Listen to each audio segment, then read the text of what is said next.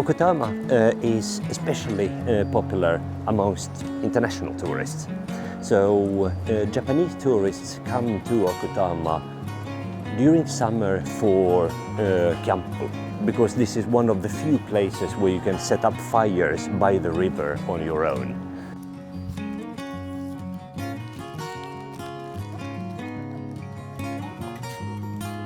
Forest bathing, or Yiqin in Japanese, and is the practice of mindful immersion in a forest environment, engaging all senses to enhance well-being. Introduced in Japan in 1980s as a preventive health measure, scientific studies link forest bathing to reduced stress, lower blood pressure, improved mood, and enhance the immune function. Try to let your backward beat to gut stretch.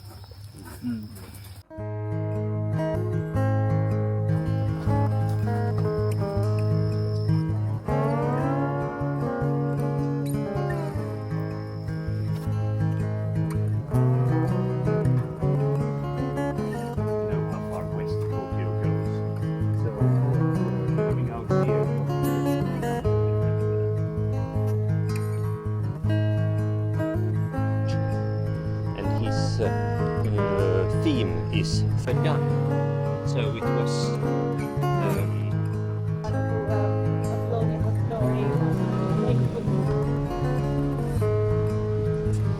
He's from IG. from IG. これからだ。大丈夫？大丈夫？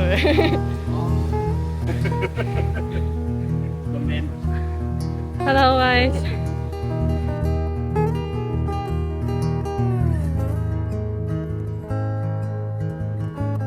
Check out those bees nests. Bees nest. They are the biggest I've ever seen. It's awesome. Honesty shop.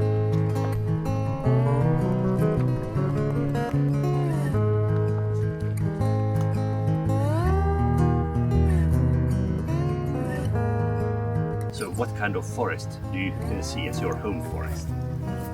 Bamboo. Eh? Especially if I travel to Europe, I'm keep looking for bamboo everywhere. Yeah, so this is essentially one of the scariest parts in terms of being a little bit narrow. We will have a few more, but that's pretty much it, because now we will start going down.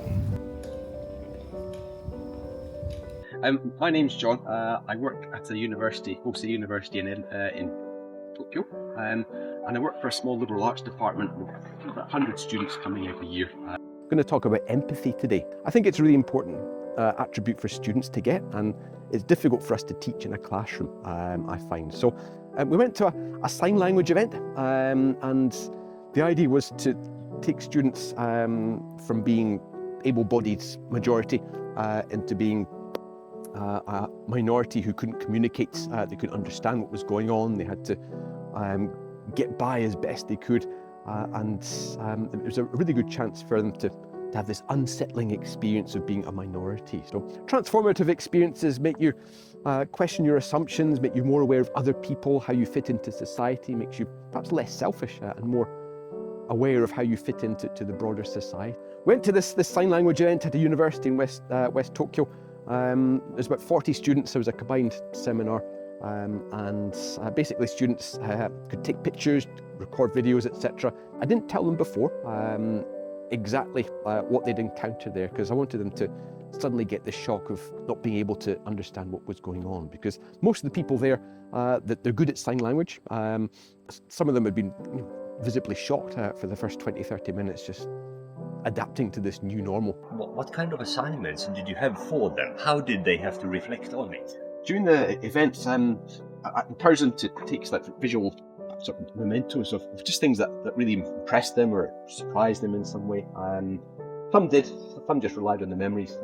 They could enjoy it visually then, and then afterwards, they just had to write a reflection paper, and there's like a short presentation as well. Each student would just speak for a couple of minutes about what they got out of the event, basically.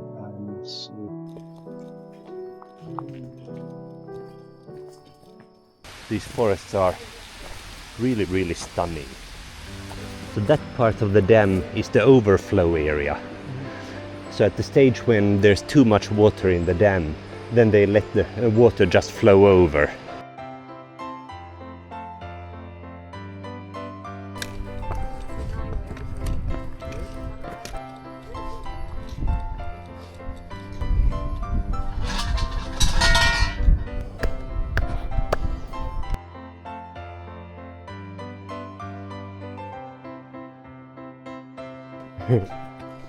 Konnichiwa, sumimasen.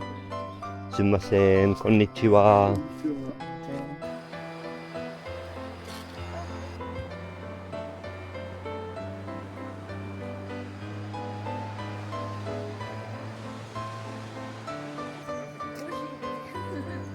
This time I looked at how students used photos to explain cultural values, such as traditions, art, language, and how these photos opened up discussions.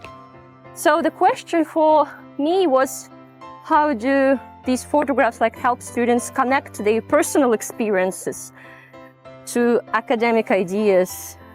Students were asked to make creative assignments and to use their own photographs or drawings, or if they feel that they are not creative enough, it was also okay to generate some things.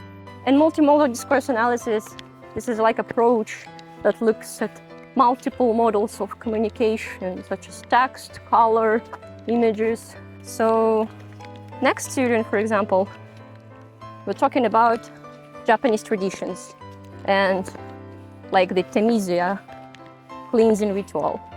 And the students said tourists become a part of these traditions because you can try it by yourself.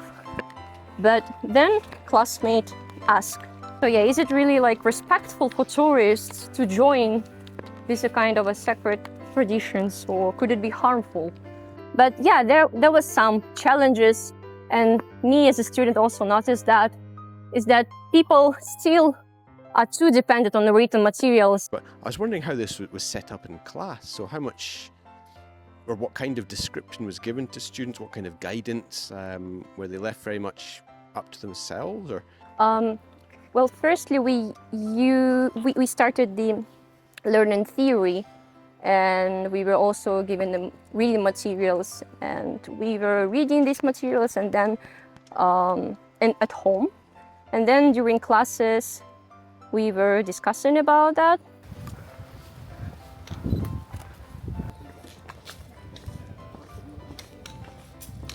I have lived with cats for the last 30 years. Yeah. Yukuri. Daijoubu desu.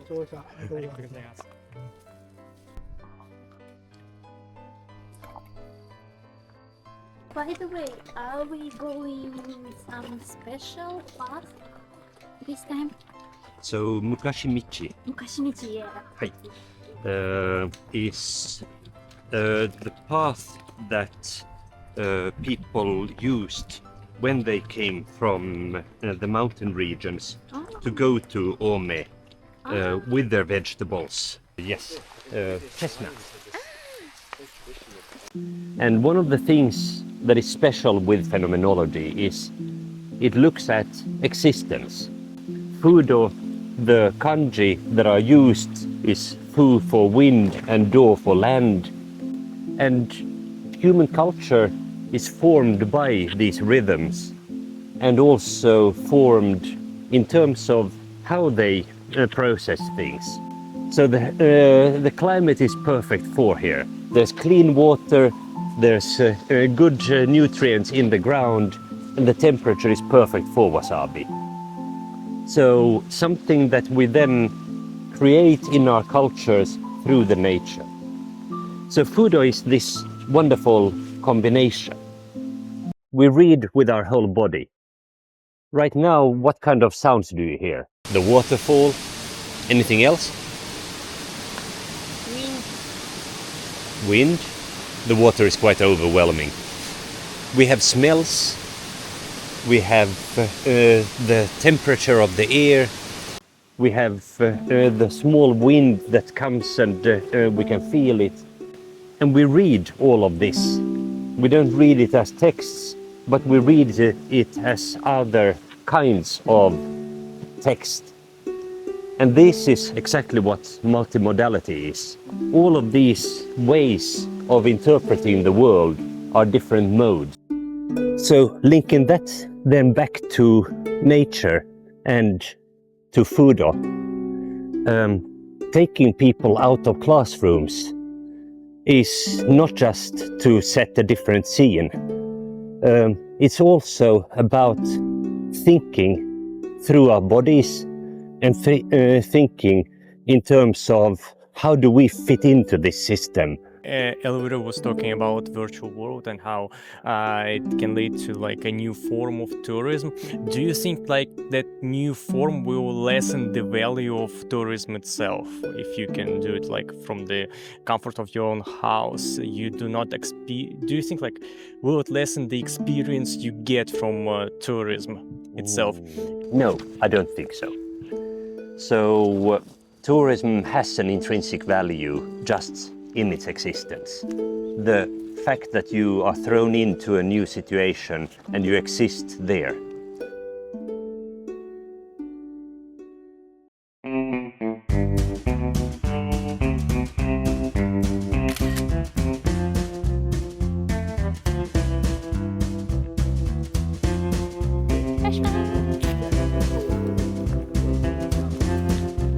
You're walking like a model. Yeah, catwalk. Catwalk.